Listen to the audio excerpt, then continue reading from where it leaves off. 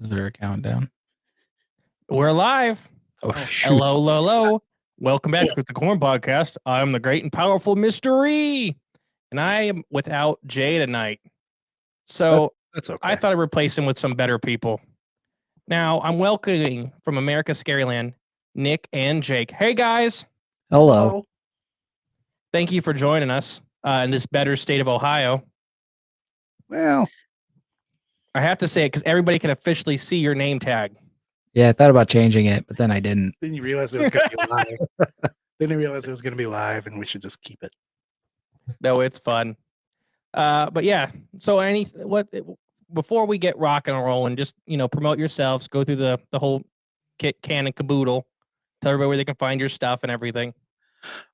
If you go to your trash bins at home, like on your computer, and you go into the recycle bin, you usually can find our podcast just buried deep in there. Physically, you can find our podcast in most of your garbage bins at home. You're real good at this. I'm proud of you. Other than that, I think if you go and type in America's Scaryland, usually into just Google now, we pop up quite a bit on just about every platform you could think of. Yeah. All the socials. You're so good at self promotion. I How love else it. am I supposed to promote it? I don't know. Go on social media. Wow. Yeah, Just a pro over here. we're great. Sure you don't have the degree in social media marketing? Well, one of us does. Okay. Why don't you give us a little rundown of what America's Scaryland is? Well, it is Jake and I, two dudes who are into the paranormal, and we try the best we can to physically go out there and, as we call it, probe into the paranormal aspect of things. Around Wisconsin. That was coming in the next breath. Yes, Okay. in Wisconsin, and coming soon, expanding to other parts of the Midwest. But it has been winter, a deadly cold winter. So we usually hibernate in the winter and do a bunch of research-based stuff Mm-hmm. that we find fun. So we're getting close to being able to go out, and The thaw should be coming soon. yep, winter is going. See, we've had the complete opposite winter. It's been sucky. It's been warm and wet. Like, I'm an ice fisherman, so we've had to been driving farther and farther to even find ice. But you guys have actually had a pretty cold one. My backyard is a skating rink right now. Yeah, it's been up and down. We've had pockets of cold and pockets of heat. Yeah. Crazy stuff. So now we got. Oh, I was Sorry, just gonna comment on the ice fishing thing. You haven't been able to really get out that much because the lakes. we only got to go one time. I had to cancel. We had a trip with Wild Bill coming up in the next couple weeks. Okay. Wild Bill from Mountain Monsters Okay. was going ice fishing with us, and we had to cancel it just because the guy's already fallen through, and it's like the heart of the season.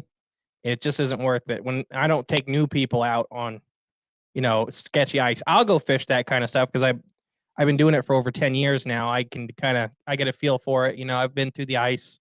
I know how to get back out and stuff like that. But when you have new people, it's scarier because they, when you panic, it's the worst thing. Well, you know how to swim too, so that helps. Yeah. I've actually had training in swimming in waders, which is some of the hardest stuff you'll ever do. Waders are nice until they're full of water. I believe it. Well, they got all those dishes too. Oh, we got 4 people in here already. It's still pretty early. Guys, who are you? Comment. If you got any questions for me, Nick, or Jake, please say them. Tell me your names. Tell us your names. Who is your That's daddy? What does he do? My biggest regret about all of these social media sites and stuff like that, you can never see who's like watching. That's voyeurism. That's pretty cool if you ask me. Man, I want to know. Man. Oh, Rachel's here. Hey, Rachel. Oh, so we cannot. Okay, confirm. We cannot see the chat. Oh, you cannot. No, unless Jake clicks comments. I don't know. Wait, hold on. Time out. Hey, we can. Never mind. Okay. I did a thing. Confirm. We can see the chat. Rachel's going to be there at Frogman Festival with us this upcoming weekend. And Rachel's also a part of we're doing like a Patreon hangout the Friday night before at a local bar because they enjoy seeing me absolutely hammered because they get entertainment out of it. I mean, we're going to be doing this for about an hour and a half. Might get lucky tonight. Oh, yeah. I'm working on it. I've been drinking before you guys got here. Super. Yeah, but it's an Ohio night. Oh, okay. ends with Y, so it's time to drink. Perfect. What are you drinking? Blake's Triple Jam. Oh, they're not sponsoring you yet? Not yet. Justin Lamb is here. Pitter patter, get at her. Hey, Justin. Oh. Justin's another. Oh, and Jamie. Hey, I'm here. Hi, Jamie. Thanks for joining us. I think is that Jenny? Don't correct him. He's the host. Oh, Jenny. Sorry. Thank you. I need somebody. I can't read. He's been Hey, drinking Jenny. before we got here. Don't hesitate to correct me on any of it. Now, we have a couple topics we're going to talk about tonight. You know, this is a little different than doing an actual like podcast recording for everybody at home, because it's just, you know, we're gonna answer questions when they come through. If it doesn't interrupt the flow and stuff like that, so it's going to be more pauses and just kind of a lot more extra tangents. Ooh, But the first, sorry, what'd you say? I said that's our bread and butter. Mm-hmm. We had a recent review that said intros are not too long and not many tangents. And I'm like, do you listen to the show? Because we go on so many tangents, and we had an 18-minute intro the one day. Well, also, was it a good thing or a bad thing? Were they It was a 5-star review, but I just was like, they must have listened to one episode. We must have got to the meat really quick. See, we found the trick is you just do a nice quick rolling entrance, and then you just get into the meat and then have a tangent like 30 minutes in. And that tangent's like 20 minutes. Our episodes are a good 95% tangent. Yeah. Yep. We cracked the code. That's what we figured out is a good podcast. You suck them in before they know it. They're sucked into the tangent with you. I'm Promise right there a with lot, you. deliver a little. Promise a lot, deliver a little. Yep. But our first topic we're going to cover kind of tonight is the northern versus the southern goat man. And we have some special things to talk about with it. But you guys covered your local goat man. So if you could just kind of give us a little like overview of that real quick before, and I'll cover the our local goat man too. Okay. So there were 2 supposed goat man sightings, and I'm trying to call this up from memory again. One was in a city called Kewaskum. Mhm. The Kettle Moraine Forest park is there. It's not a huge park, but it is, or the forest isn't. I don't know. I don't know what I'm trying to say as far as like size wise, but it's pretty big, and there's a lot of interesting things that happen that we've learned about in the Kettle Moraine Forest. Mhm. One of them was a goat man sighting, and there was a guy who sighted him twice, or he had some stuff messed with, and then he actually had a sighting. That was the bow hunter, right? Yes. Yep. Yeah. I'm trying to remember. Oh, there was another place actually within the Kettle Moraine Forest on Hogsback Road. Yep.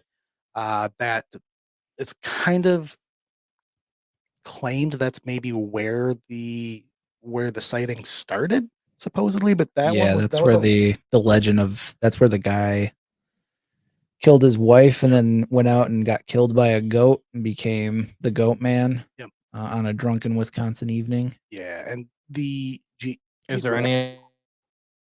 What's that? Is there any other kind of Wisconsin evening? Usually less murder. Usually. The like geographically, Randy, I don't know how many acres. I just got done saying I don't know how many acres. Leave Randy alone. Shit. Now I can't think.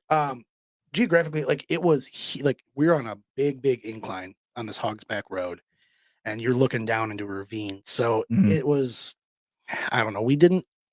It's well known for it's a like winding road with steep drop offs on either side. And so like that one has stories of there was somebody that got hung out there.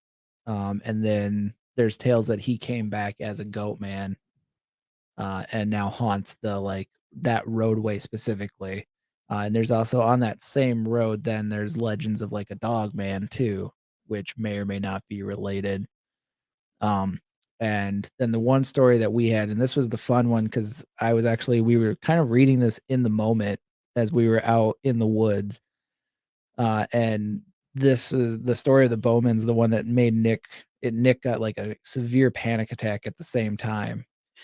We've been out on a lot of probings together, and Jake has seen me. Him and I both usually refer to what happens to me as like pee pants, where I just get like overly anxious, and I'm just like, I don't want to be here. I don't like it, and it's more just my anxiety, and I'm just like, I don't, whatever. I'm getting too much into my head. And the goat man thing was something Jake had never seen because I didn't know what was going on. I thought he freaked was out. mad at me. He yelled at me a little bit. That was on South Mills Road. Mhm. It's about a mile long dirt road, and a storm had just come through there, so there were deep, deep potholes of water. So like, it was not good to drive on it, even slow. Yeah.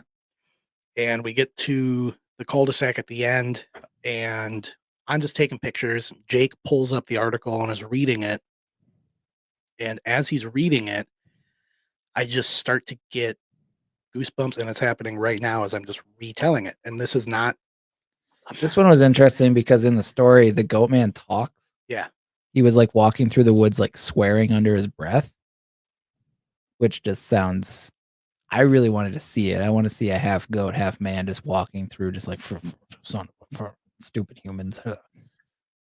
Yeah, I don't know. As he got like through the article, he was sitting like half in the car. I was about 10 feet behind the car, and he was reading it out loud. And I was just like, we got to go. And I just jumped in the car, slammed the door, and I'm driving down this dirt pothole riddled road. And Jake and I always have this argument whenever we're on like a haunted road. He's like, you need to slow down. And usually I'm like making stuff up to, placate him, be like, whatever, I'm going. Uh, during this whole time, I think I was mostly silent. I think I was just trying to get out of that area the best I could. And that was during the day. That was at noon that happened. And we had lunch and dinner. We were trying to figure out, we wanted to go back to one of those two areas that we had visited at night. We were trying to determine, like, time frame wise, we're going to have to, the time to visit one of them. And we ultimately came to the South Mills Road one, but it took a lot of like just me pleading with myself to get there. So I don't know. It was something I've never experienced. It was not just anxiety. It was terror and panic, I would say. It was weird. Yeah, and oh gosh, sorry. A bunch just came in. Oh, I think these are the ones you could see them for a minute and I couldn't. Anyways.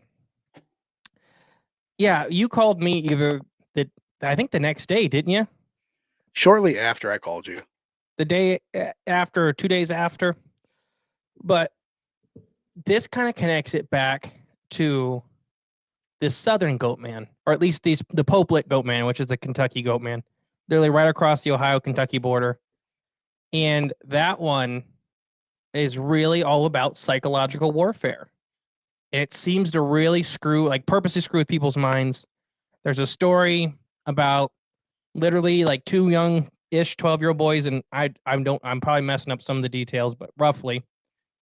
And the goat man caused the one to throw the other off the train trestle. And the goat man kills somebody, quote unquote, like every 3 to 4 years, somebody dies on the Popelik train trestle. And it's like cut out. There's tons of signs, warning about the danger, just the train trestle itself, because it's a super long train trestle with a blind curve. So literally a train swings around the corner and it's on the trestle with you. So, and it's, it's like 80 or 90 feet up. So you either got to pick to jump off the train trestle or not. And that's the goat man lures you out there. But all these stories of these people feeling psychologically attacked at Popelik, where they get these, what kind of like, the best I could describe them as panic attacks, but they're not panic attacks.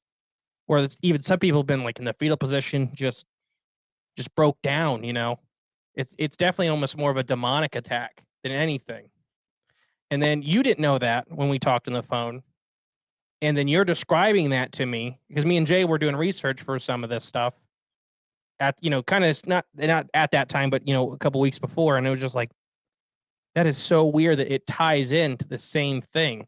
Mhm. So what were your thoughts after we talked about that? I mean, it made sense. There wasn't.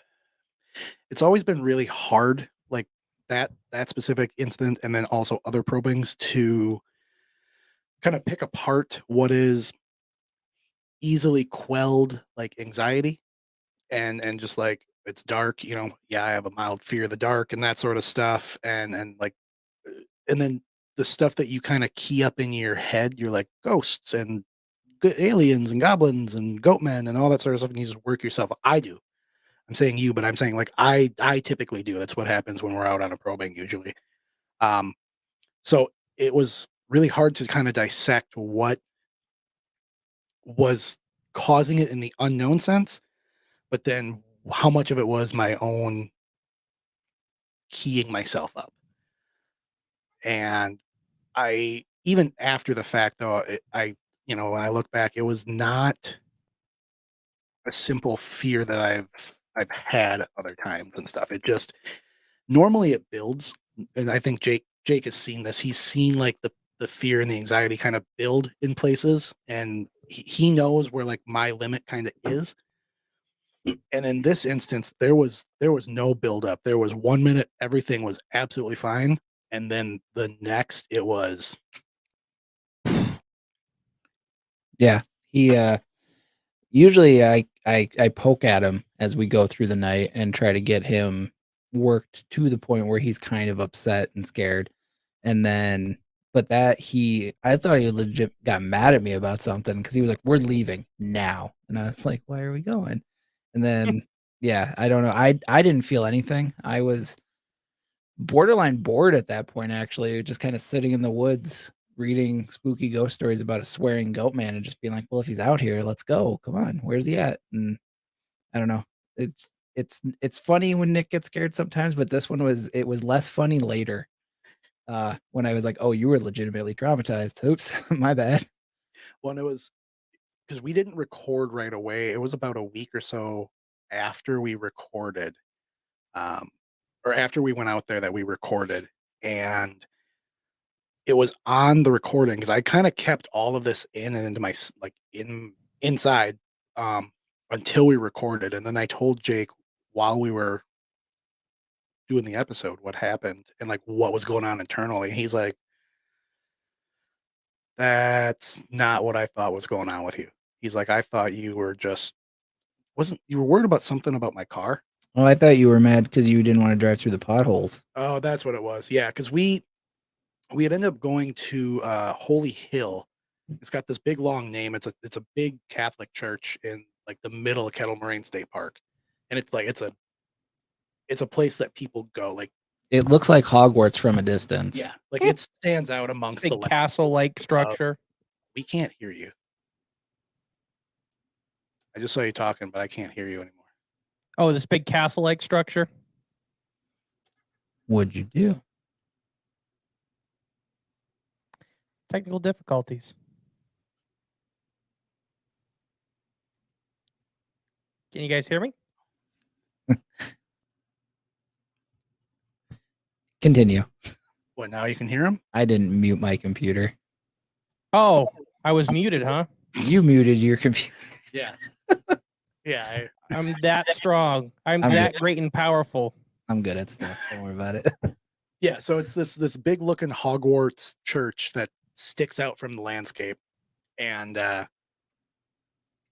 we went up there, and I kind of had an existential crisis up there. And this was like during the time of like trying to figure out, like on the verge of tears, not wanting to go back to this road at night.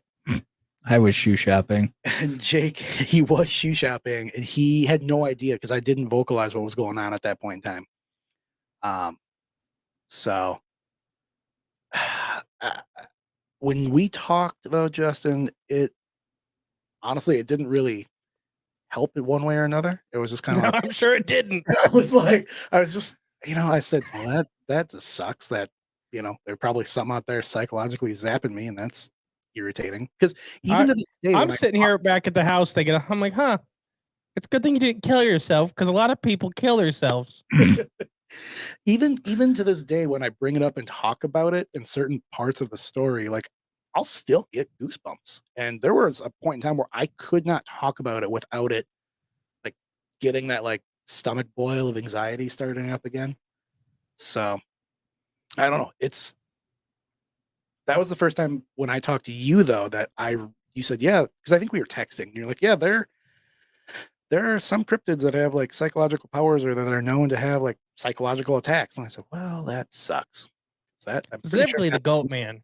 is it specifically the goat man? Yeah, Okay. the Pope Lit goat man, which is a Kentucky cryptid, is specifically known for psychological torture, psychological attacks, depression, causing members of the same like group to turn on each other and that kind of stuff.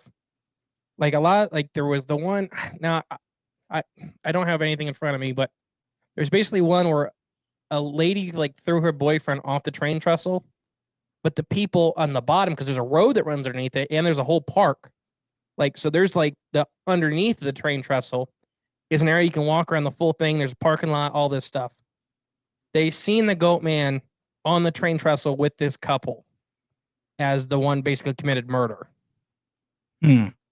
And they always blame that the goat man was like psychologically influencing the scenario. But the couple didn't see. Well, I guess the guy probably didn't say much. No, he was pretty flat.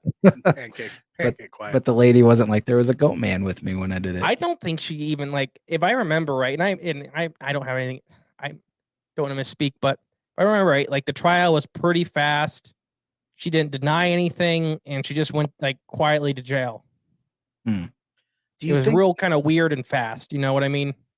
Do you think the goat man targets people who are already anxious and depressive and that sort of thing? 100%. Okay. You're vulnerable. It's just like a demon. I really fall into the demon rules for specifically the goat man. I mean, it's already a satyr or this kind of even Satan-ish looking creature. So if you're psychologically vulnerable or frightened, you're easier prey in that targeting. Why would you go for somebody that's, not as vulnerable? It's going to be more work. Not saying they couldn't target. You're less vulnerable. I was gonna say it's because I'm so mentally strong. That's what there it you is. go. More mental fortitude. Yep. But yeah, I 100%. I think they're a lot more paranormal than anything else, and they may be just fully demonic, in my opinion. I don't know. What do you guys? Where would you place the goat man? On what scale? I'm torn between it being like, part of me wants to say that it is some sort of demonic or altered dimensional being of some kind. But also the more that I read about it and every time it pops up as something that I research, the idea of it being either a scientific or a government experiment gone wrong with trying to create some kind of, one thing that keeps popping up was there was these scientists doing experiments on trying to put animal parts into like prisoners in an attempt to make like super soldiers or something. And so the more I hear about like the government being like, how do we make people stronger? We put goat parts in them and stuff, and just be like, well, maybe one took, and they just like, well, I guess you just go out there and do your thing then, goat dude. And like that kind of is in the back of my mind more so now than anything. So I don't really think it's a ghost per se. But the idea of cryptids being the ghosts of things that used to live also really does interest me. Nick? What Jake said. No, so a lot of those experimental goat man seem to be New England centric, the axe wielding goat man, and even there's this famous one that the Texarkana goat man, which is not a goat man. That's a modern thing. It was literally an axe murderer that over like in the 40s or 50s, and then like by the 80s, it was a local like legend. and Right. he got turned into a goat man that was killing teens. But there's literal police records, and they caught the guy that was doing it. And it just is funny how some of this stuff can become, 40 or 50 years down the road, can be 100% different than Oh, what the original thing was.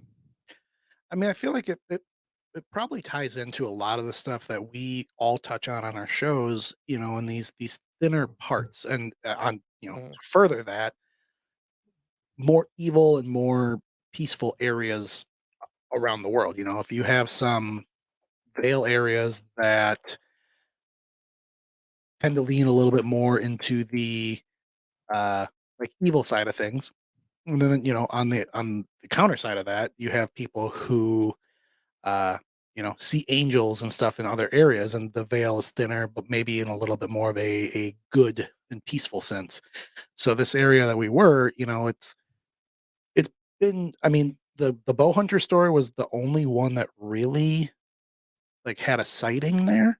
Hmm. I mean, I had my experience there.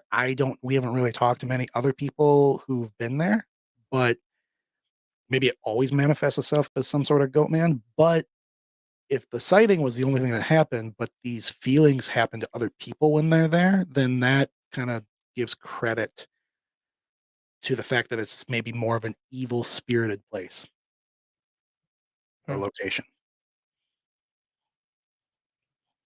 Definitely. I definitely think there's these, whatever you want to call them, portal areas or weak spots or whatever. Wednesday's episode this week, so everybody that's in the chat gets a sneak peek. It's the David Supernatural Indiana. He's from this little town in Indiana, and he's a researcher. Kind of, he doesn't call himself a researcher, but when you listen to the episode, everybody at home, you'll know he's at least an amateur researcher. He puts a lot of time into this stuff. But they've had everything from dog man to lizard man to to Bigfoot to stick people, to, like, these weird, kind of like how Heidi described these like flat 2D interdimensional things coming through. They don't make sense, and it's weird, and it's all this small little area. And one of the famous stories, he actually went and talked to the lady from Sasquatch Chronicles. Uh, it's one of Wes's famous stories. And he went and interviewed the lady personally, and he did her property, and he helped install security lights for her and all this stuff. And like, he even got pictures of sticks in the yard, and these sticks would be pressed into the dirt where the security light would be kicked off. So it was like, he, his thought, and I don't disagree with him. The Sasquatch were using it to navigate through our yard still, so they wouldn't Oh, they wouldn't activate these security lights. They put the stick right in. They're like, here's where, if you go past this, it kicks off the security light. But it's just weird. It's a tiny, tiny little area right outside a Navy base in the middle of Indiana. And it just seems, and specifically the Navy, it seems like a lot of these weird little tiny Navy bases in the middle of the U.S. for some reason No have a business. lot of paranormal activity outside of them. No, not by any water anywhere. Just in the middle of Indiana. I guess there's a river. counts. Still counts. Well, it's But funny yeah, because an episode that we're going to be releasing here soon about uh, a mystery on a town called Dublin, Wisconsin. D Dublin. Dublin, yeah. Okay. Has a very strong connection to Navy Mhm. activity during like the Cold War. Yep. So the Is it on Navy's the up- Great Lakes? no, No. it's Middle. that's kind of part of the story is that Little- we're not Okay. sure I where it just is. wouldn't. But I love it's- those Navy bases that are landlocked. Yeah. The naval base is nowhere near. No, it's by It's on a lake, a little lake. Yeah. But or it was. I don't think it's there anymore. yeah, well, But- nothing's there anymore, right? Yeah. Quote unquote. But the Navy's up to no good, man. You got to watch the Navy. Wow. We Joel and we I know. we do not think the Navy's up to no good. We appreciate the Navy. Oh no, I can tell you from the inside source, they're up to no good. Shh. I was an inside man for 4 years. I know. I know. No good. But no, so like here in a second, I'll read all the comments again, everybody at home. So if you got questions about the Goatman before we move on to the next topic, now's the time to put them in the chats and we'll read them and stuff like that. But we're preparing a big episode for that Navy base out in Iowa, or not Idaho, Idaho. in the finger, the pointing up. Mm. Literally dozens of Glimmerman sightings, Sasquatch, flying reptiles, all this weird stuff. And it's right outside this Navy base in Idaho. And it's on this lake. And the only things that are up there in a national forest, this lake and this Navy base. And tons of like lost time events and all this stuff. And this Navy base is like almost unheard of. And sorry, the Wi-Fi sucks. There's even pictures of submarines in this lake. And this is, it's not a great lake, but it's not it's a decent lake, but why is there submarines needed in a lake in Idaho? I do know that like they okay, I think we'll get to Randy's question in a second. I was gonna say, you guys know Stone Shrew, right? Or Sound Shrew? Yeah, Sound Stew is he's the Stu? voice. Yeah, Sound Stew. That's Randall Stewart. He's the voice of America's Scaryland in the intro. That's who that is. Okay, we'll get to that in a second. Okay. But I do know that like naval bases and stuff that are on like small lakes and stuff like that. I mean, that's where they test a lot of submarine stuff.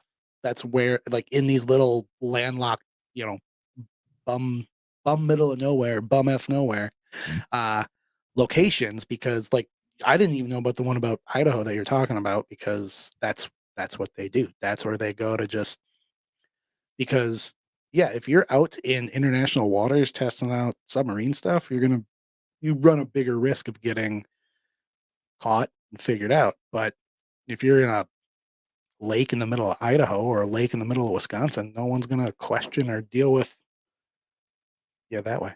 So I get that, and you're the man that was from it, so I'm gonna take your word on it. Yep. Okay. But how would you get him back out?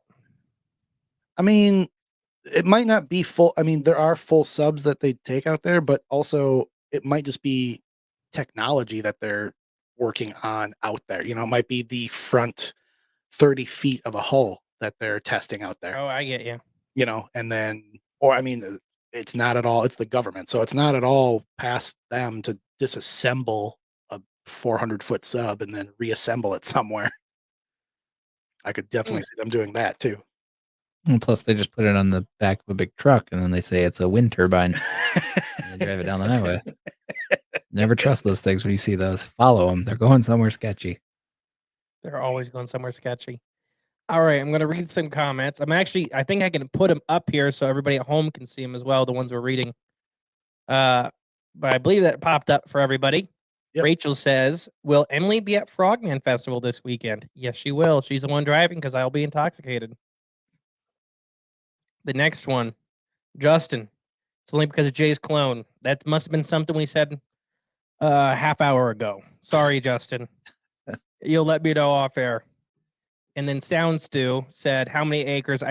You seen that before I did. I didn't have any pop up. We saw a lot of these. It's a lot of acres. Yes. It's a lot.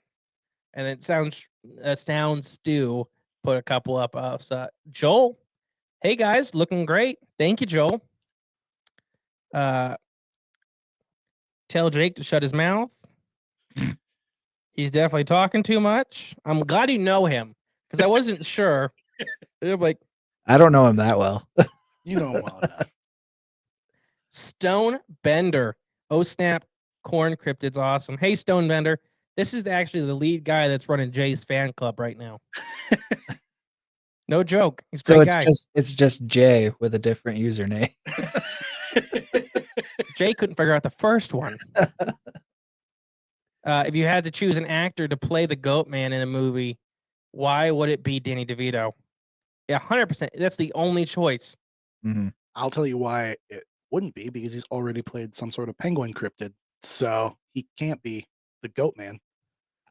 I would kind of want to see Daniel Day-Lewis do it, just because he would method his way. The method acting. And just to see him living in the woods for a month to learn how to be a goat would be great. I don't know. I just think of the scene of Danny DeVito crawling out of the couch covered in sweat. Oh, it's always sunny. But having horns on and having furry legs. Yeah. Well, I mean, cussing under his breath. In all honesty, he's already played Goat Man. He was in Hercules as a satyr. Oh yeah, he was. Oh gosh, he was. Yep. I mean, you already know what See- it would be. That was a long time ago, Dan DeVito. You know? I would have to say, I don't know. I'll come back, circle back. It's the only acceptable option. Oh, and Justin said because it's the only acceptable choice. And Fair. how would you say this name? Nashaverge? No, I don't. Hold on. You put an R in there. There's no R. Anyways, he says, Venga. Justin, we will be intoxicated. I agree. I'm pretty much there, and I still got beer to drink. Hopefully, yep. Stonebetter says you're on to me, because you said he's Jay. Mm-hmm. He also said sign up for the Jay fan club. Everyone, they meet at random locations. It's all very very secretive. I know they sacrifice a small lamb once a month, and they do Taco Tuesday. Do you think they? Well, I'm there for taco. Do you think they meet at the Smithsonian? Is that the secret location they meet in? The Smithsonian? The Smithsonian? The Smithsonian, yes. Rachel said that user was Sean. Hey, Sean, Havinga. That's what it is. I didn't even see the picture. We're hanging out with Sean this weekend too. Havinga is the most unique last name. Would you get Havinga out of that? No, Not at all. but I went to public school, so what do I know? Stonebetter says, "Yep, just don't sign up with your real name. That's all." Do you not have a fan club, Justin? It's like Scientology. No, You don't put your real name down. Jay's persona took on a life of its own. It's weird. So before we move on, there's like conferences and stuff we'll go to, and there's these people that are excited to meet both of us, excited to meet me, but the ones that are just excited to meet Jay are very unique, lovely people. But it's like he's got like a following. It's weird. That's There was one time we were at, I can't remember what conference it was. Jay had a line of like 5 people ready to meet him, and I had nobody. you're just that other guy. Yeah, but then there's the other times where I got 6 people ready to meet me, and Jay's got one guy he's talking to, and the guy he's talking to, his eyes are looking different ways. You got to watch out for the government from both directions. Gotta keep, like a chameleon. Like a chameleon. Okay. Although he can probably cross a road really quick because he's looking both ways at once. Doesn't even got to turn his head. Okay. Oh gosh. All right. So we're moving on from the goat man. Next, let's see. Let's hope the Moonshine Lady is back at Ohio Bigfoot this year. I'll tell that story real quick so everybody knows what we're talking about. Ohio Bigfoot is probably the best, funnest conference. All the Ohio conferences are great. But Ohio Bigfoot, literally, I was drinking a jar of moonshine every night, like Old Smokies. And that's I was walking around outside with a jar of moonshine because it's all private property, so you're allowed to drink out, outside the conference hall and all that stuff. So I think it's Saturday night, no, it's Friday night. So the big event's the next day. I drank my whole jar of moonshine. It's like already 11:30 at night. We got to be up at 6 a.m. to get the booth set up and all that. And we're getting ready. I'm out of alcohol, so we're getting ready to pack up, go to bed. This lady strolls up with this big cooler and starts handing everybody, like, you ever bought like Starbucks iced coffees in the tall thin can or the tall thin glasses? Mm-hmm. So she starts handing everybody a tall thin bottle, like glass jar of clear liquid. She's got like 55 of them in the freaking cooler. Gives everybody their own bottle. And we're like, what's this? And she's like, oh, my brother-in-law made all of the moonshine for all of us for this weekend. Oh, Rachel's right. Not everyone, only males, LOL. She was very targeted. And it was straight gasoline. I drank it all. Dear Lord. It was rough. And I was already hammered. Did you make And that's how I knew it was rough. Did you It's make still the event? fighting back, and I'm drinking it after I'm hammered. Did you make it to the event the next day? Yeah. Well, that's when the flood happened, like literally the morning of. So what? So like, Okay, what? go ahead. So 4:30 the next morning, or no, it was like 3 a.m. the next morning. We had to be up at 5 o'clock to get showers and get up to the get set up. So I wake up at like 3:30, got the nasty headache, but it's pouring rain outside. I love rain. So I'm like, okay, I'm not going to wake up. Emily and Jake are in the or not Jake, Jay are in the room. I'm looking at you. So, Emily and Jay are in the room. So I'm like, I'm going to go out, sit on this little, like we got this nice little covered patio. And I'm like, I'm going to go sit out, and enjoy the morning until I wake these guys up. I pull back the blinds. It's not raining outside. I turn around and the whole ceiling has a waterfall of water pouring into our room. We have all of our brand new 1-week-old podcast equipment out in this room. $1,200 in podcast equipment sitting on this table, as there's hundreds of gallons of water pouring out of the ceiling. Oh. I start screaming, and I'm just throwing crap, and I'm screaming at Jay and Emily to get up and help me, and call the front desk, and just I'm just screaming. Not Jake. Oh my gosh. Jay wakes up. I was not present. He was not. Jay wakes up. Poor Jay is I'm screaming at the top of my lungs, just screaming at him.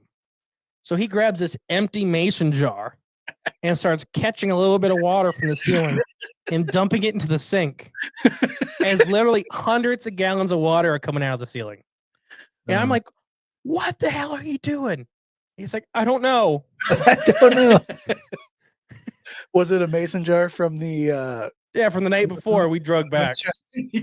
Yeah, it was an empty moonshine jar from the night before. Oh man. That was our first conference ever. It was great.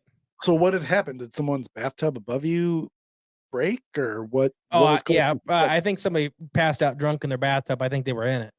Or a hot tub, maybe. Maybe they had the hot tub suite above you. I don't think there's one of them. The problem was we were the last room on the bottom floor. So nice things were close to the fire. Bad thing is it's all concrete floors all above us. So they all end at that end of the building. Mm. So it could have been any room 3 stories above us. Okay. And so it was bad, but it was fine. Nothing got Jay had to do all of his laundry that day, but it wasn't bad. I feel bad for Jay. Yeah. It's like, I'm just trying to help, man. Just a livid, screaming Justin at 4 a.m. It was bad. We're all borderline blackout hungover. I don't know if you ever been that drunk where you're blackout hungover. This one here doesn't get hangovers. I was going to ask you, like, what your hangover turnaround time is. Depends on what I'm drinking the night before. Well, you were drinking moonshine, so I get over moonshine. I get over high stuff pretty quick. Really? Yeah. Okay. But it's the beer and stuff that really, I think it's all the sugar. You just process the sugar so quick that you're over it? No, I think when I drink the ciders and stuff like that, the hangover lasts longer because of all the sugar in it. Huh. When I'm drinking straight vodka, or Rachel, super fan Rachel, drinks straight tequila. No joke. She's after my heart, just because literally I'll sit there with a straight moonshine. She'll be sitting there with straight tequila. But she does it because of allergies. Yeah. So she doesn't sneeze as much? No, she's allergic to like 500 things. She eats plain buttered chicken. Rachel, are you allergic to hops in beers? We all just stare at the Let's all just sit quietly while she answers. Shh, let her answer. You guys don't interrupt her. Rachel. I like the idea that she drinks tequila like to stifle allergies. She's like, I gotta be drunk, otherwise I sneeze all the time. Benadryl's too expensive. It's really They monitor that Benadryl, man. They keep an eye on it. No, they don't monitor tequila. Nope. While we wait for Rachel to answer, you go away with 6 bottles of tequila. They're like, oh, they're having a fun party tonight. They give you a high five out the door. You try to buy 6 one bottles of Benadryl. Benadryl. You're making meth. Government's on you real quick. while we wait for Rachel to answer, we've got a friend who is allergic to hops. And I've watched, he used to be an old roommate of mine. I've watched this man drink a whole bottle of Jack Daniels and not even change his demeanor. You wouldn't even be able to tell that he just drank that bottle. This is no lie, no hyperbole, and like not hamming this up. He has 1 to 2 beers and he is blackout white girl drunk. Like off of his face, drunk. And we figured out it's the hops. He's allergic to the hops. So Rachel's allergic to the carbonation in the beer. carbonation. She's not saying she's allergic to it. She just says she can't do it. It could just be a sensation thing. I like to think she's just allergic to bubbles. Kids' parties are deadly for her. Poor Rachel. We pick on her a lot.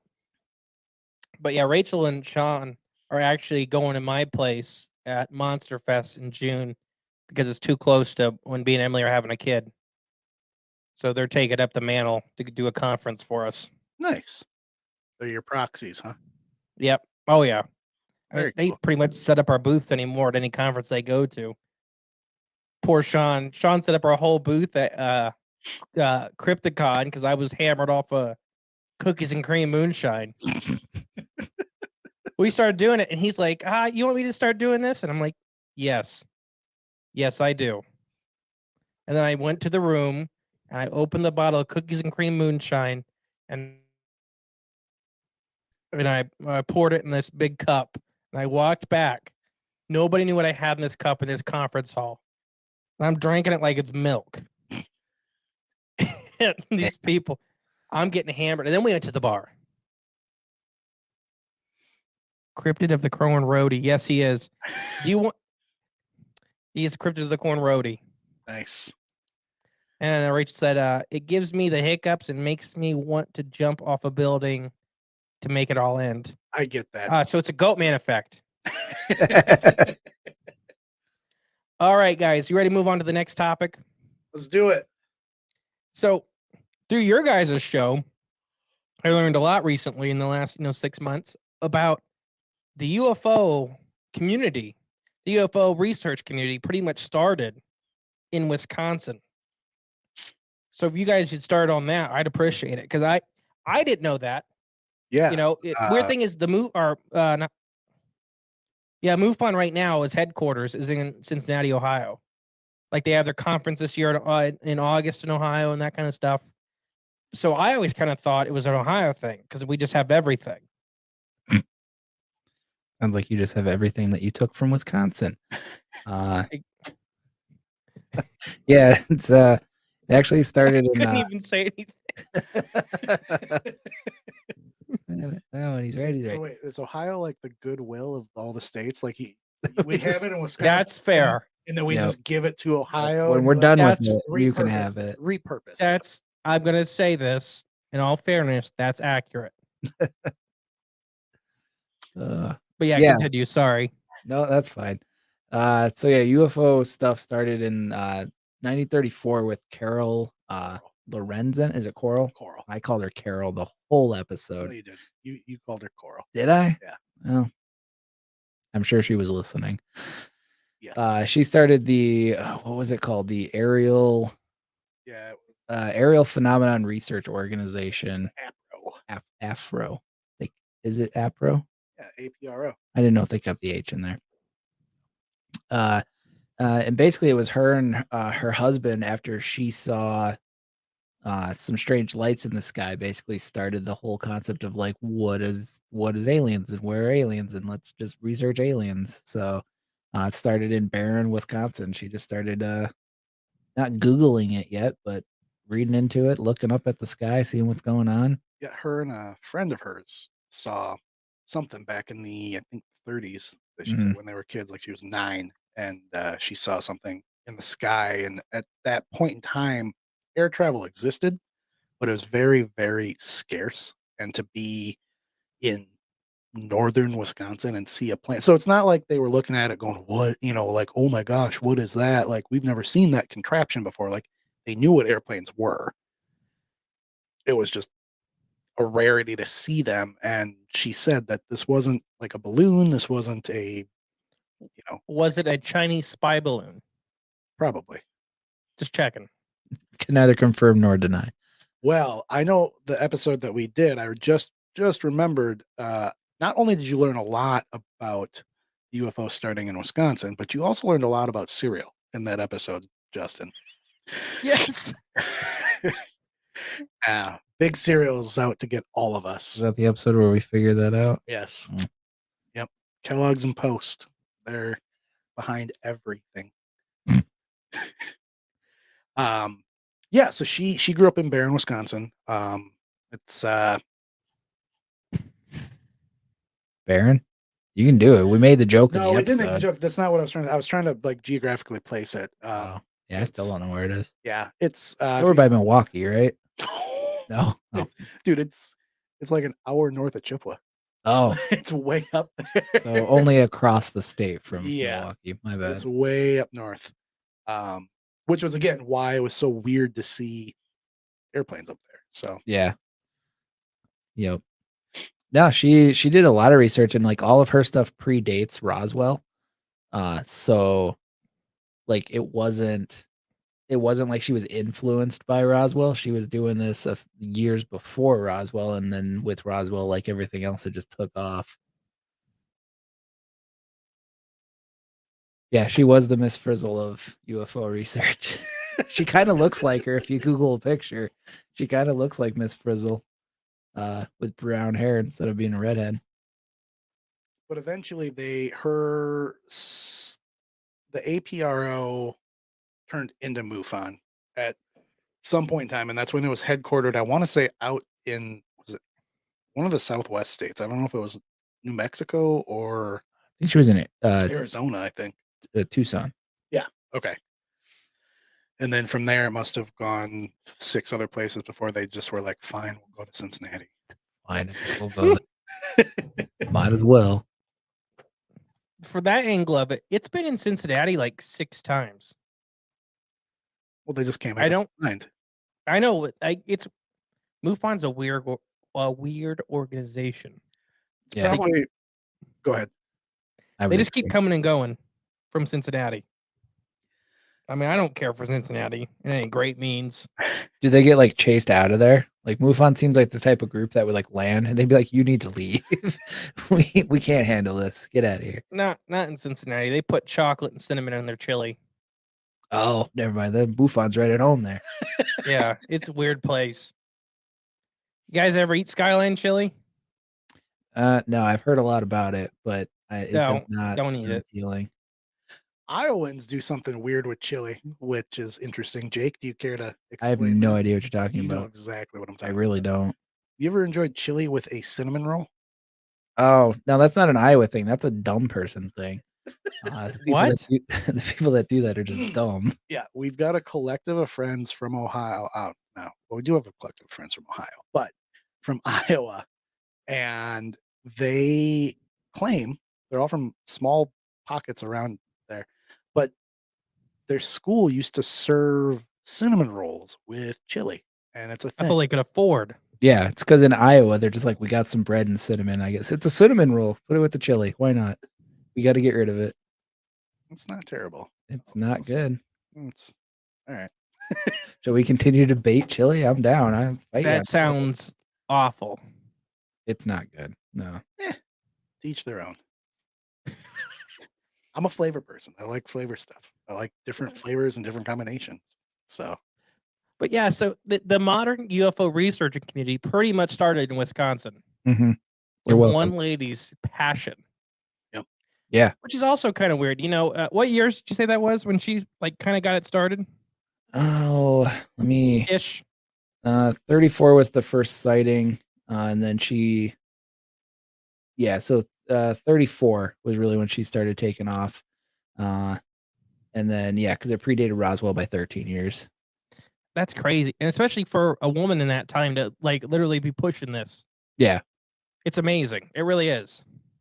because she was a publisher or she moved over to Sturgeon Bay, which is near Green Bay. She like in that area, and she she wrote for a newspaper, like a local newspaper, and she Mhm. found like people were coming to her because I don't remember if they had seen something if that was the big crazy UFO that everyone saw and everyone was reporting on it, or if they were like connecting with her on like her childhood story. But she kept getting people, just drawing people to her about the UFO stuff, and it it was just yeah, she took off from there. Yeah. Oh, they founded APRO in 52. So Still, she made her husband do it, which is the fun part to me is that she was just like aliens and her husband's like, "What?" And she's like, "Come on." And then he just was like, "Okay." It's kind of like at the night, opposite of Barney and Betty Hill, where Betty Hill was like hardcore into aliens and Barney's like, "We're not talking about this." And Barney's going to be left alone. her husband though Coral's husband was just like, "Yeah, sure, aliens. Why not? Let's find out. I got I binoculars." think he was in the Air Force. She sounds like a very strong-willed woman, Hmm. so that's probably his best option. Yeah. I Just mean, go along with it. I don't I don't get imagine hit with a he frying had. pan then. Yeah, I don't think he could say no. What just matters how many hits he was going to get. If I just say yes the first time, I don't get any. He's Let's go with that one. If I just say yes now, she'll let me go back to my crosswords later. It'll be fine. But so read some comments real quick. Oh gosh. So yep, Joe has some UFO footage recorded by me posted in his YouTube channel. Check it out. Sure. Justin, UFOs are only Miss Frizzle taking her class on another adventure. Most likely. It was a school bus. Cincinnati's amazing. Yeah. She's allergic to the truth. And I haven't had it. She's talking about the chili. Yeah. Sound stew, dude, the size of the cereal box speaks to the idea that they're behind every conspiracy.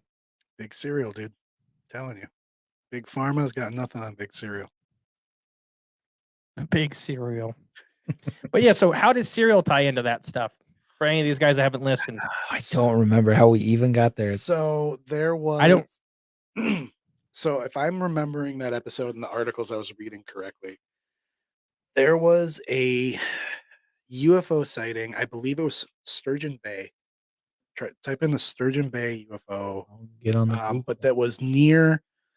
So the gap got bridged, I think, because we're talking about Coral and she lived in like Sturgeon Bay, and then there was like a big UFO sighting that like multiple people witnessed over the lake or the bay, and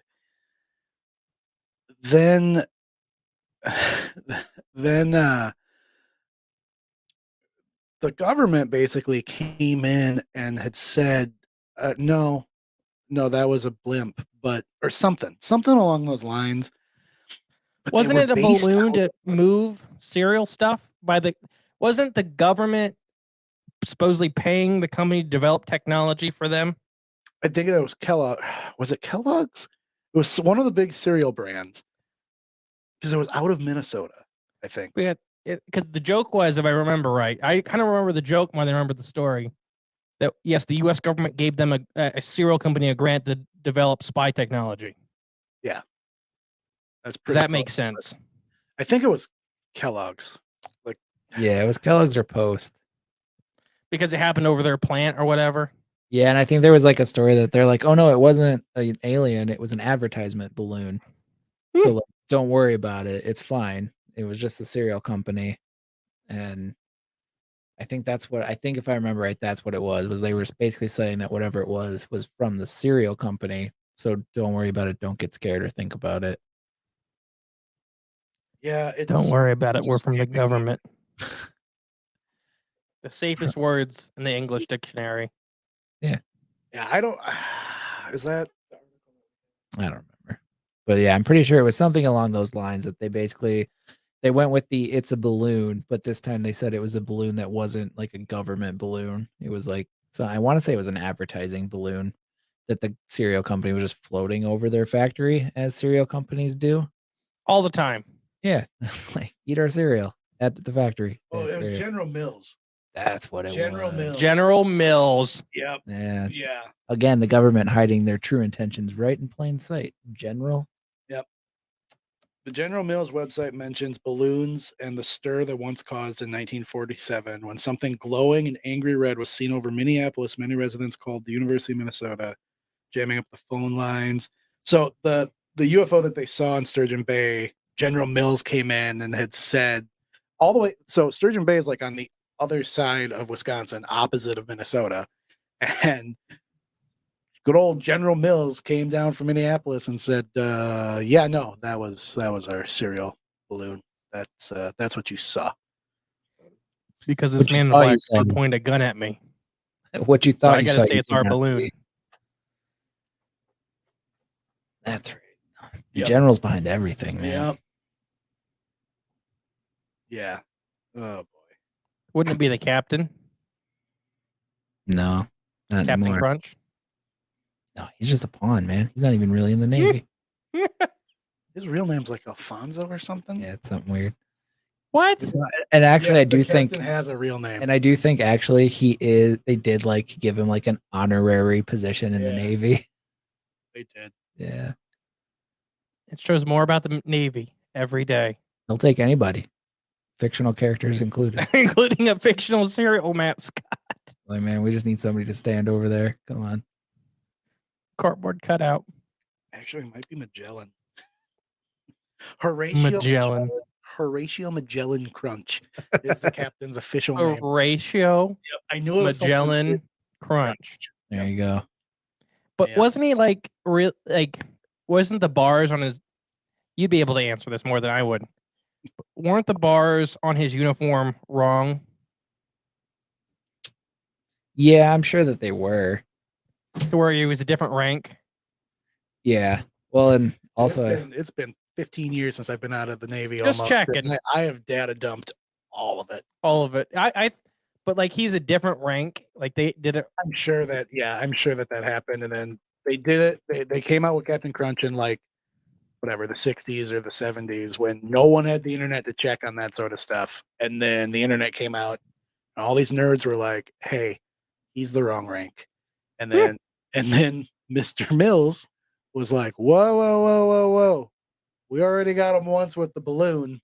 We better not lie to him about Horatio's real rank."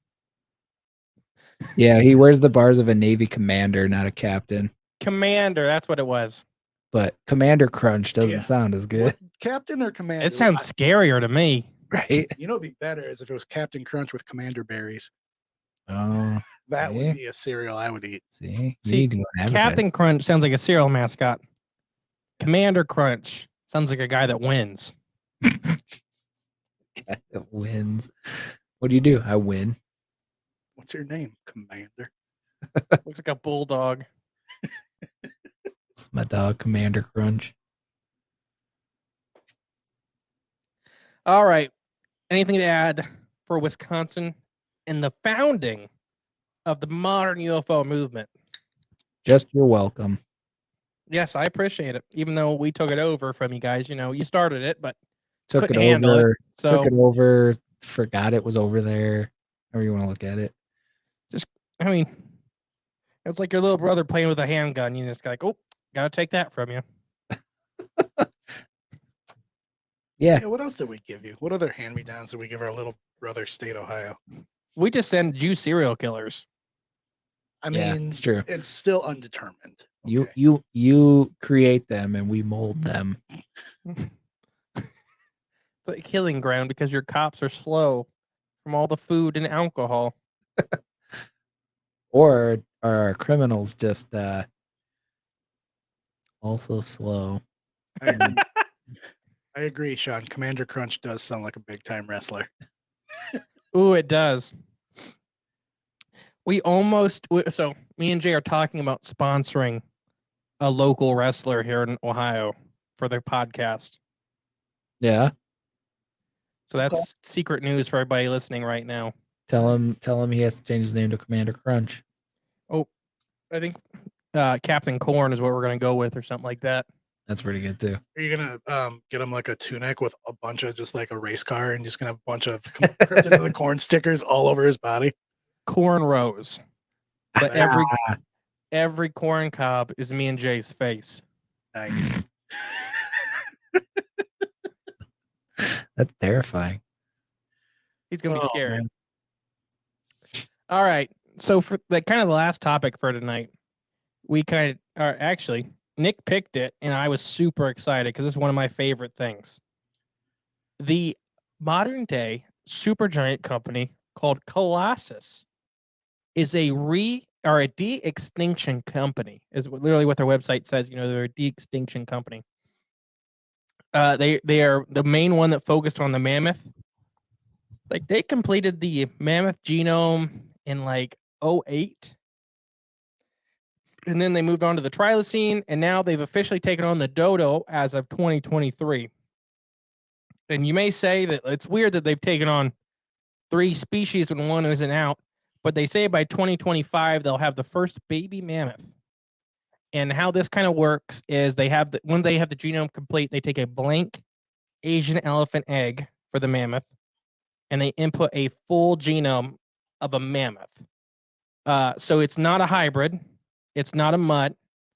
It's just it's literally an Asian elephant giving birth to a mammoth. Can I interject real quick?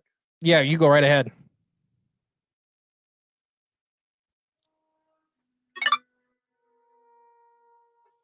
I can't hear what you're doing.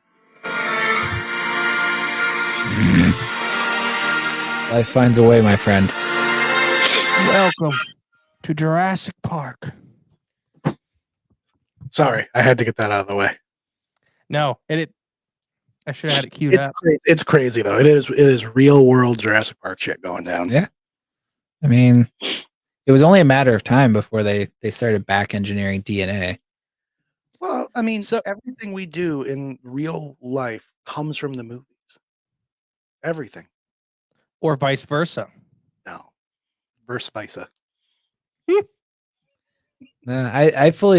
I believe that it either there is the dude that started that company was a big Jurassic Park fan, or they're like, we need to put a movie about growing DNA to grow extinct animals so that when we do it in 15 years, no one's freaked out by it. See that, and they get funding. Mm-hmm. Because now it's not, it's not 100% out of left field. Yep. It's in the zeitgeist, it's in pop culture where, at least they think that this is possible. Because, 10 years ago, there was a movie about it. That little video that they watch with the DNA guy where they're like, this is how we got the DNA. That was the dumbed down education for the American people to be like, this is how we're going to do it, guys, just so you're aware. We're going to put it out there for you. So, yeah. This is a little known fact, and this is why I was so excited when you suggested this, because we have a whole episode coming out about the mammoth. They already have the preserve built for them in Siberia.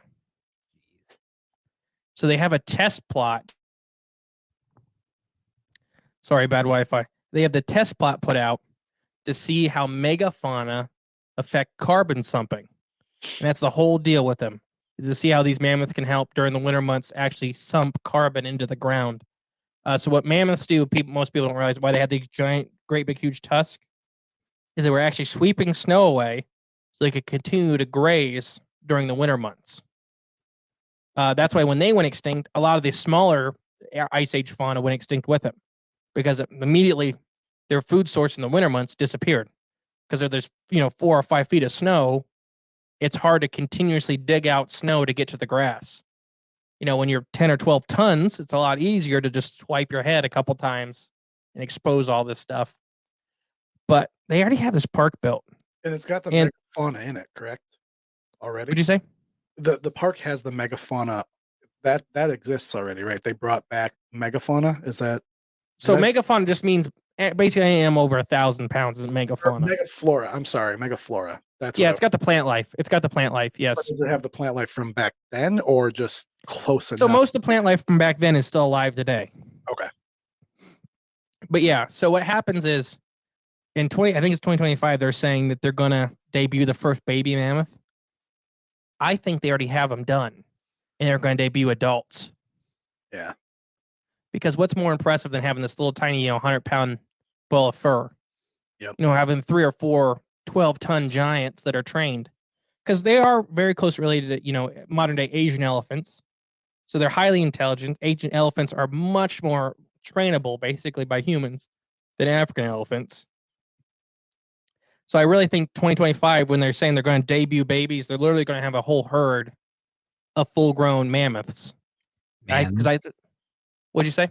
that's just straight out of Jurassic Park Yeah. of this idea of just like, don't tell anybody, but we grew animals.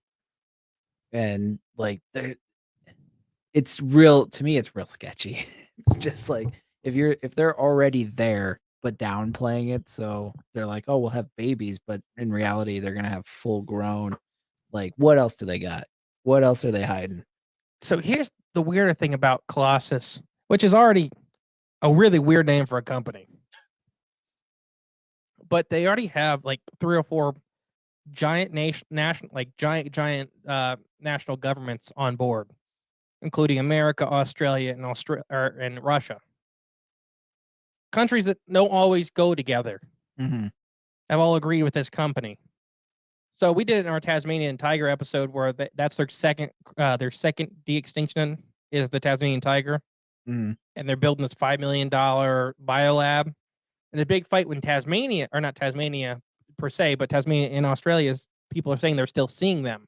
So why are you wasting all this money when we could save the ones we have? Mhm.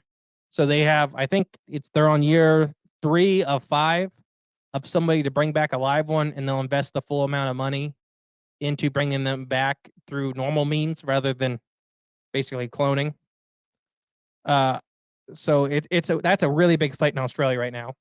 Is this whole argument whether Tasmanian tigers are extinct or do they need to be brought back to the outback and stuff like that.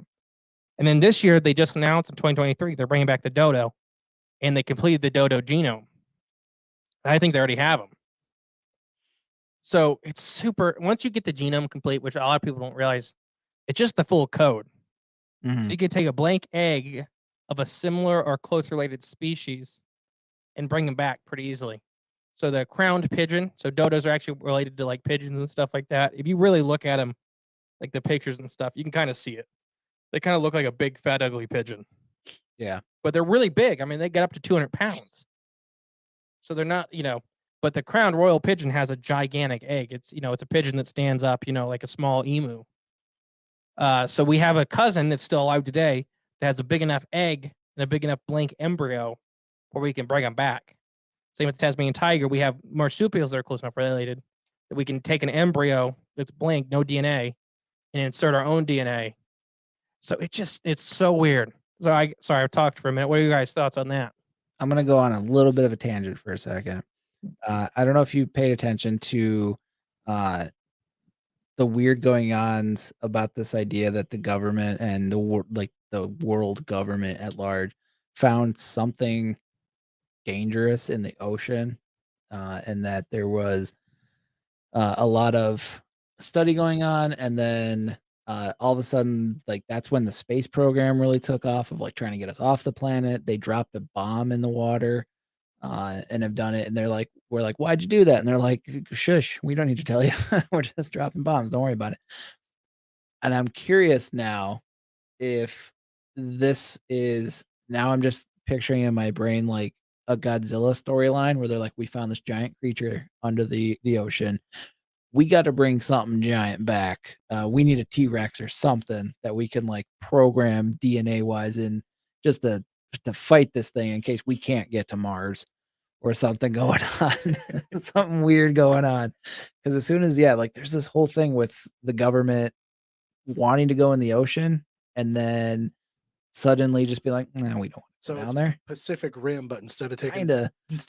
giant robots to the ocean floor, we're gonna breed our own dinosaurs. We're gonna make real Godzilla. That's the plan. I've got some questions, but do you want to go to the chat for a minute? Because I do see some Yeah, because there's a lot. open up. All right, so there's some of this that's not dealing with this that I skip. So, Ron, or how do you say this name? I'm gonna let you read the names. Ronin Aquaculture. Ooh, I don't know who the Stonebender guy is, but I haven't seen him at any of the cult meetings. Talk about Jay's cult. Rachel, I'm so fascinated by them and the work they're doing. Talking about Colossus. I just want to pet a trilocene. Yes, we all do. I'm in there. Trust me. They play soccer. Why do you think they pick the animals that they did?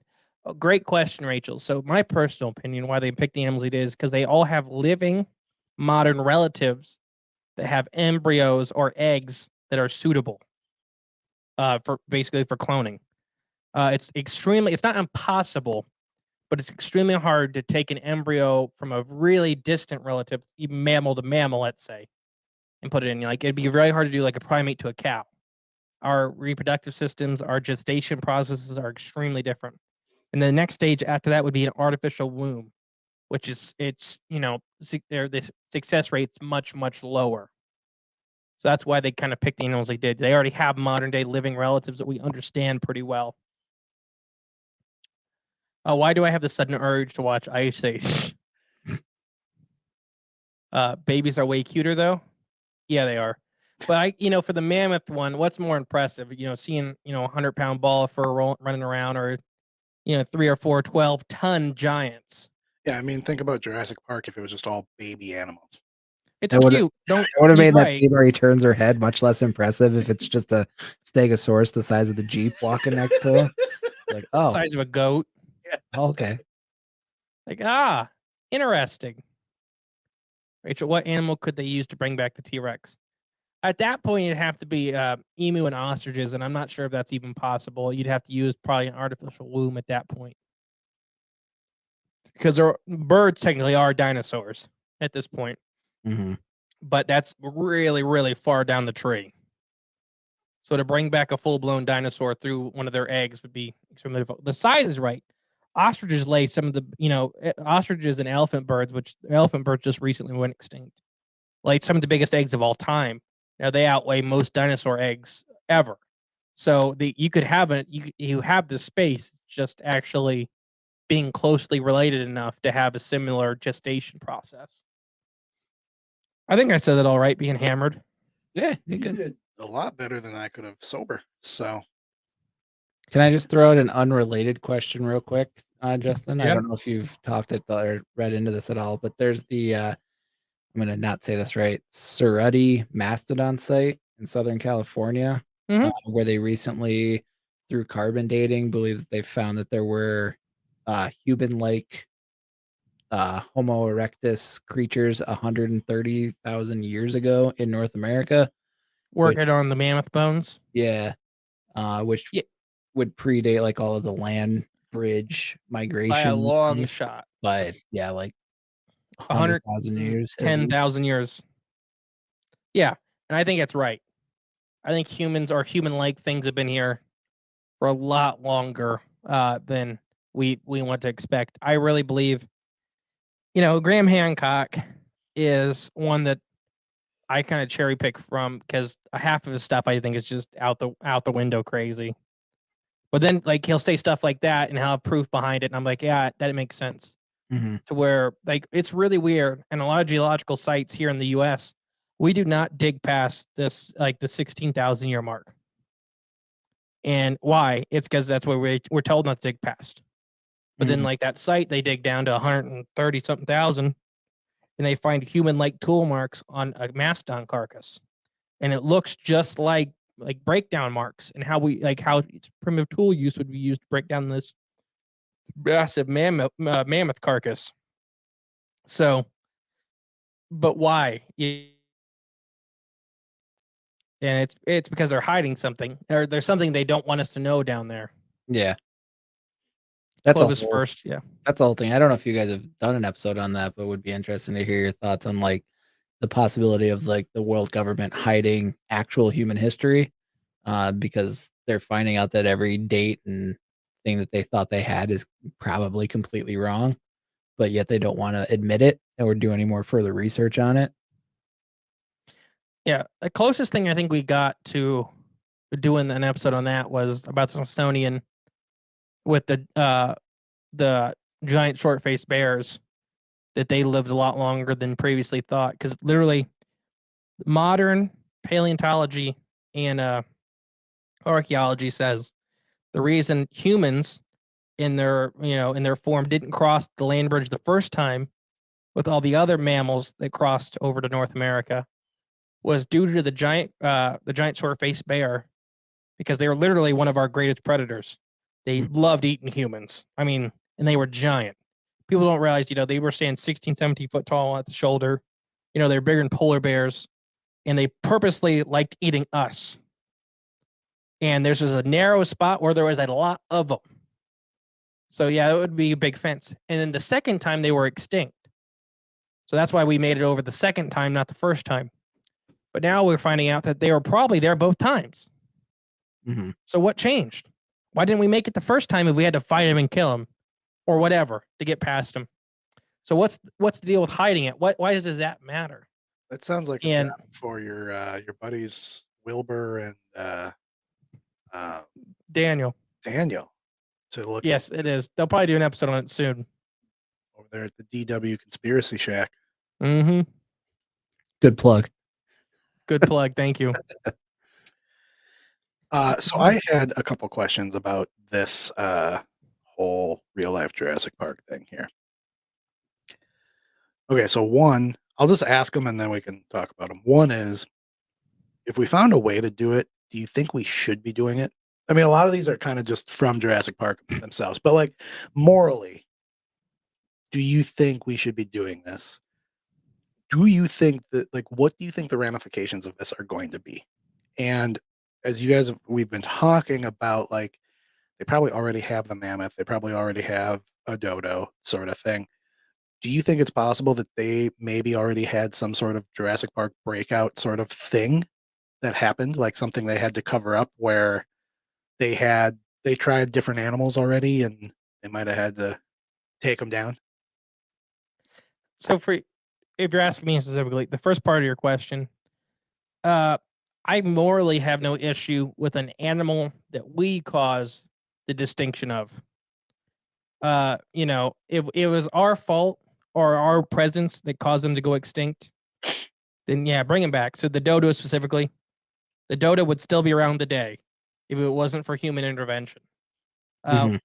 Everybody says, dumb as a dodo kind of thing. Problem was, dodos lived on an island where they had no predators, nothing eating their eggs. So they'd lay an egg and they'd literally walk away from an egg and would incubate on the ground perfectly fine. They had no parental instinct because they never needed any. So humans ate a bunch of the adults, and we released rats on the island that ate the eggs. So they really went extinct in 2 or 3 years after human intervention. So bring them back. I don't care about that. That was literally an animal that would still be around today if it wasn't our fault. Mammoths, it's kind of wishy-washy on that. Is it humans' fault, or is it because it was the end of the last ice age? They were highly specialized animals for the ice age. And it really comes down to, is their habitat still present on this earth? Yes, it is. So yeah, there are areas they could be still, that maybe if humans, I fully believe their numbers were drastically cut back due to the end of the ice age. And then humans kind of put the final nail in that coffin. So they're not going to leave Siberia, they're not going to leave.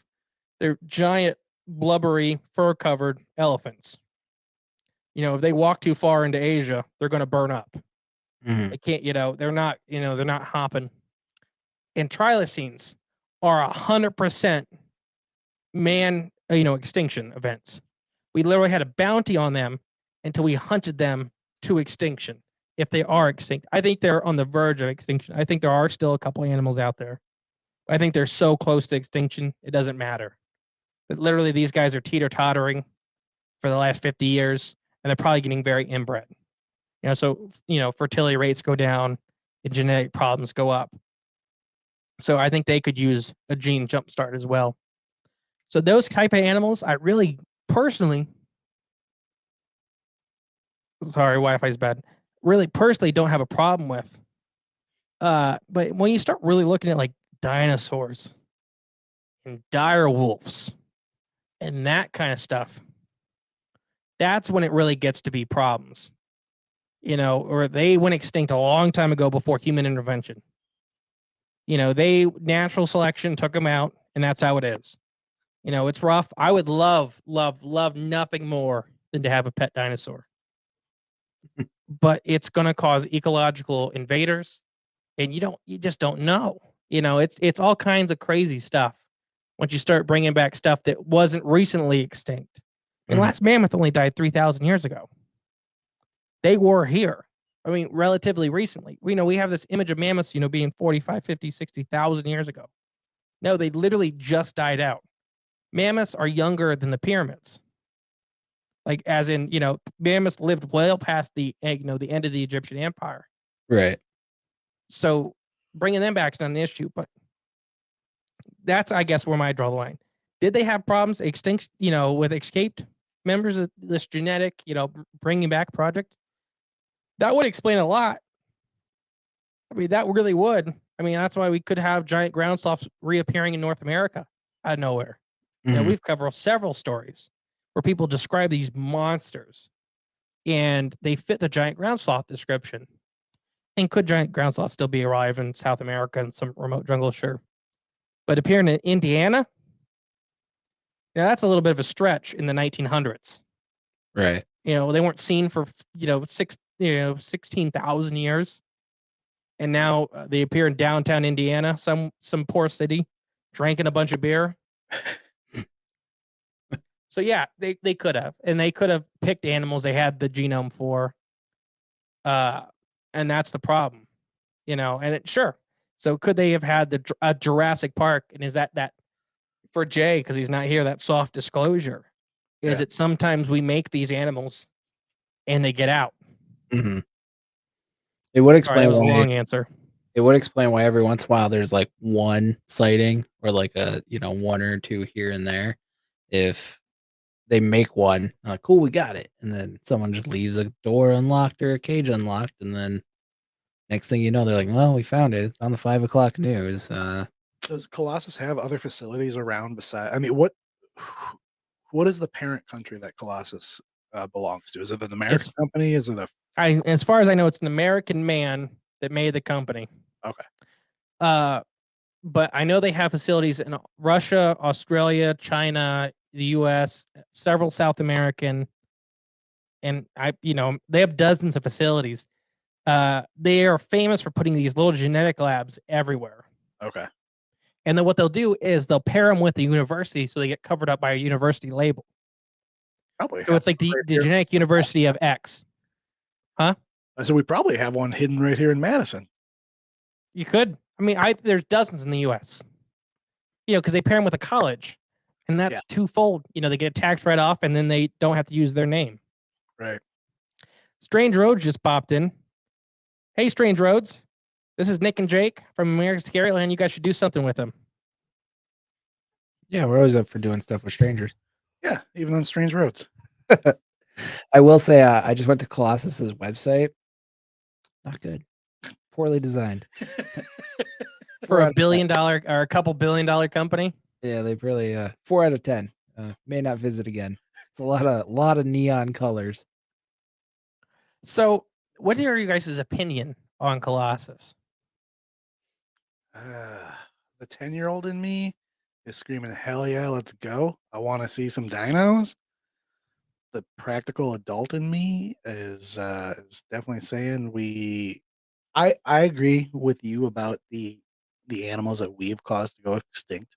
I think, yeah, that's, in a sense, it's righting a wrong that, we did over the course of the last 2,000 years as humans. So, yeah, right that wrong. I think that's correct. But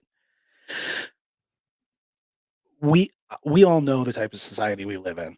And if Colossus gets to the point where they are bringing back reptilian dinosaurs, you know damn well that there's probably some 3-year-old out there right now.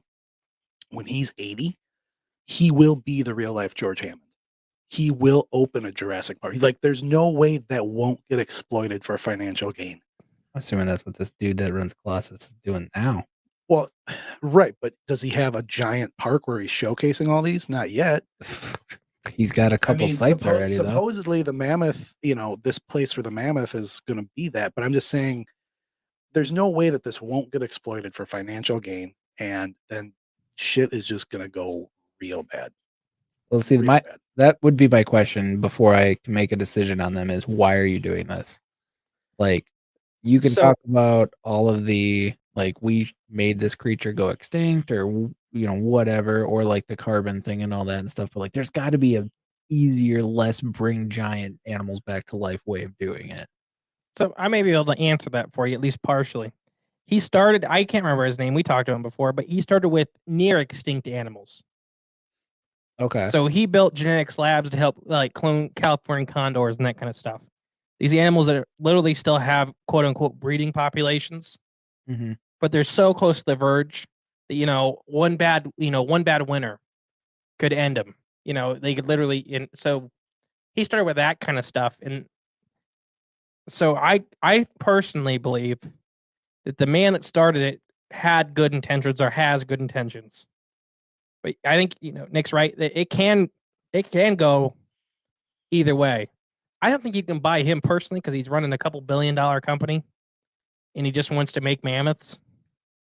But the next guy may not be so persuasive. May not be so hard set in his There's beliefs. There's a second in command marketing guy at this company right now who's like, when I take over, we're taking this global. Well, it's probably his kid. It's probably his kid will take it over. I don't know. It's one of those things of like, I feel like this is old man moment where like technology, like we're the people that are like, why would you want a phone in your pocket? And like it all makes sense now. So like maybe in 15 years, we'll be like, man, I'm really glad that dude brought mammoths back. That really helped out a lot.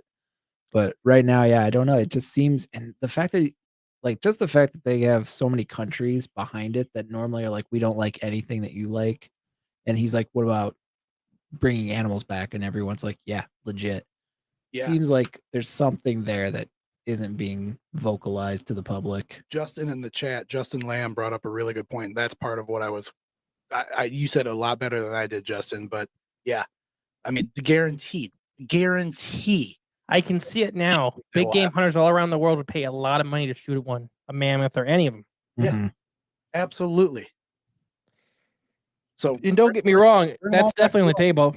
Jurassic Park 2, literally, that's what it was about. Yeah. Bring them all back to life so we can kill them all over again. Why? Which was funny. He wanted to hunt the buck, and the female was bigger. It always made me laugh. Yeah, no, it's definitely a weird kid, though. Like, we should bring him back because nobody shot a mammoth with a gun yet. So like, it'd be cool to be the first one to shoot a mammoth. No, the game's really gonna be is you have to kill a mammoth with a spear. Like the big game hunters can pay all the money they want, but they got to kill it with a primitive. You got to do it the old-fashioned way. That's you got to go up and stab it 50 times and hope it doesn't club you to death. But that doesn't make you feel like a big man. It sure does. Not when you're a mammoth burger would be amazing. Not when you're a sad little doctor from the Midwest who's like, I got to shoot something to feel tough. Mammoth burger. Are you talking about the lion? I'm talking about all of them that do that. We've That's talked my about we've talked about big game hunting on our show a couple times. It depends on where it's from, but most of the big game preserves that do big game hunting, literally, like that's all they're funding to preserve the rest of the wildlife, and they pick animals that are very violent towards other animals. But the guy that shot the lion, do you remember that a couple years ago? It was more than a couple now. Are you talking about the dentist? Is that? Yes. Yeah. Mm-hmm. Do you remember? Do you know like the story behind that? I don't remember it now. I read about it then, but it was his guide led them onto illegal property and picked this lion because it was always out. So it's fully, in my opinion, it's fully on the guide.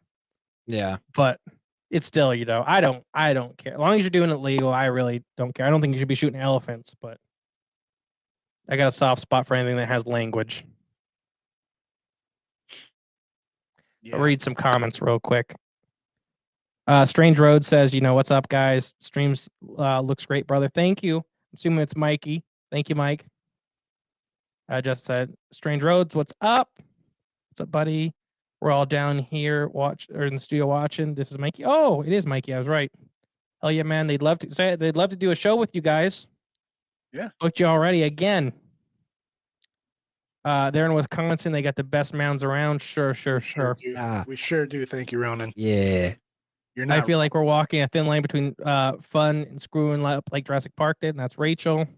Ronan said last episode with AI was great, Mikey, talking about Strange Roads. Strange Roads already says episode's working title, America's Strange. Sorry, Scary Wi-Fi. Road. America's Strange Scaryland Road. There we go. There you go. We got a lot of roads. I can see it now. We got a lot of Oh, roads. and then We have a lot of roads. Yeah. Rachel said, imagine what they'd pay to hunt a big dino a lot. Mammoth burgers. And Sean said, love your wild sweater, bro. Yeah. They're doing What good is this year. I almost. It's Minnesota Wild Hockey. Yeah. Oh, Yeah, they're doing good this year. I almost wore my Penguins shirt too. Yeah, well, you know, true fans and all that. Shut up. well, anything to add about Colossus? Are we pretty good? Not yet. It's gonna stay on the radar. Oh, Yeah. yeah. I mean, when we start seeing, like, literally this last Jurassic Park movie, dinosaurs walking around randomly in national parks. Yep. All right, guys. If anybody's got any quick questions to add in right here at the end, you know, we're at the hour and a half mark. We're going to start wrapping it up. You literally have like 25 seconds to get your question in.